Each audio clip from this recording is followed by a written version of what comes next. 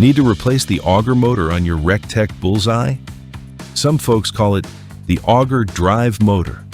It's the gear motor that turns the auger and feeds your pellets to the fire. Today, we're swapping it for a brand new one. We'll walk it in clean technical diagrams to see the repair from angles that are hard to catch on camera. It's a straightforward job. About 45 minutes with a shop vacuum, a screwdriver, needle nose pliers, and snips for the zip ties. Let's get into it. Step 1. But first, power off, cord unplugged, and everything cool. Then, we can work.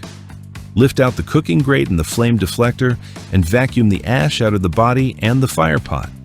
Recteq starts every repair this way because you're about to work underneath all of it. Step 2.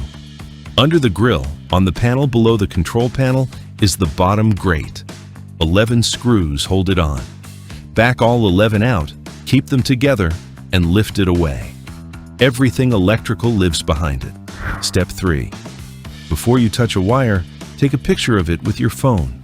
Colors, routing, which plug goes where. That photo is your map for putting it back. Now, cut the zip ties holding the harness down and free the wires. Then, unplug the whole bundle. Squeeze each connector and pull the halves apart. Pull the connectors, never the wires. Step 4. The motor lives inside the bottom of the hopper, so the bottom half has to come off. 5 screws hold it, and if there are pellets in there, get them out first. Back all 5 out, lift the lower half away, and set it somewhere safe. That's your motor. Step 5. This is the step that matters. One shear bolt with a nut on the back is all that holds the motor to the auger, and it is built to be the weak link. Hold the head with a screwdriver, catch the nut with your needle nose pliers, and back it out. A new motor doesn't come with a new bolt, so put that bolt and nut straight into a cup. You'll need them again in 5 minutes. Step 6. With that bolt gone, the motor is only sitting there. Draw it straight out, away from the auger.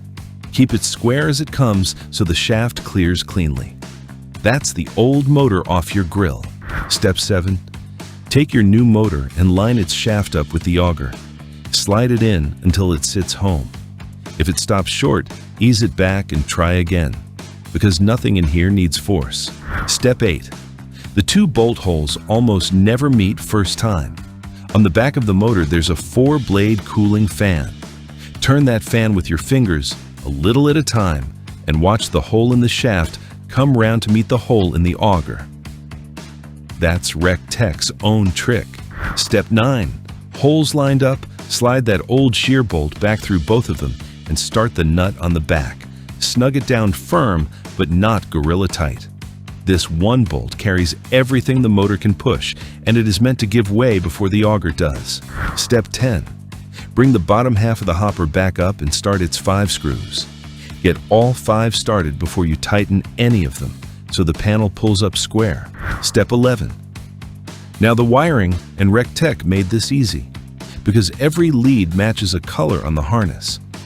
Purple is the blower fan, yellow is the auger, red is the igniter. Put each one back into its own color and check it against your photo. Then zip tie the harness down, clear of both motors. A loose wire against a spinning fan is the next repair you'll be making. Step 12. Recteq tests this one live before the grate goes back on. Keep your hands and sleeves clear of the fan and the auger, then plug the grill in and switch it on. Look into the fire pot. The auger turns very slowly, so give it a minute and watch the flighting creep round. That's your new motor working. Switch it off and unplug before you touch anything else. Step 13. Line the bottom grate back up and run all 11 screws in. The deflector and the cooking grate go back inside, and your pellets go back in the hopper. Recteq is firm about this one. Never plug your Bullseye in without that grate installed. Now, let's make sure it's working. First, pour your pellets back in and switch on. The auger turns slowly, so give it a few minutes, and pellets should start dropping into the fire pot. Next, run a normal startup and watch for smoke, then flame, then a steady temperature. And last, look at the hopper. No smoke should be coming back out of it. Pass all of these, and this repair is finished. 2 quick things before you go. First, how do you know it's the motor and not a jam? Pull the grate in the deflector, switch on, and watch the auger in the fire pot. If it doesn't move at all, clear the hopper and look again. Still nothing? That's the motor.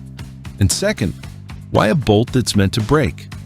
Because from the outside, a sheared bolt looks exactly like a dead motor.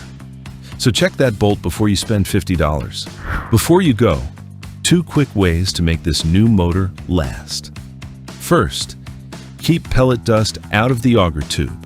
Recteq blames that dust for burn back, so whenever your hopper runs empty, vacuum the hopper, the auger tube, and the fire pot. And second, never let your pellets get wet.